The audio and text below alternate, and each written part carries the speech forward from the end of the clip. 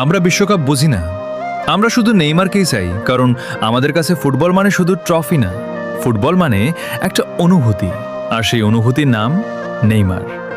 বিশ্বকাপ না থাকলেও চলবে, নেইমার থাকলেই যথেষ্ট, কারণ যখন সে বল পায় নেয় পুরো মাঠটা যেন থেমে যায়। তার ড্রিবলিং, তার স্কিল, তার হাসি সবকিছু মিলেই একটা শিল্প তৈরি করে। অনেকে ট্রফি জিতে ইতিহাস বানায়, কিন্তু নেইমার মানুষের হৃদয় জিতে নিয়েছে। হয়তো তার ঘরে ব্যালন ডিওর নেই, হয়তো বিশ্বকাপ ট্রফিটাও নেই, কিন্তু তার জন্য কাঁদে লাখো ভক্ত, তার একটা হাসিতে হাসে কোটি কোটি মানুষ। প্রতিটা ফাউল, প্রতিটা ইনজুরি তার ক্যারিয়ারকে থামাতে চেয়েছে, তবুও সে বারবার উঠে দাঁড়িয়েছে, কারণ সে শুধু একজন প্লেয়ার না, সে এক ভালোবাসার নাম।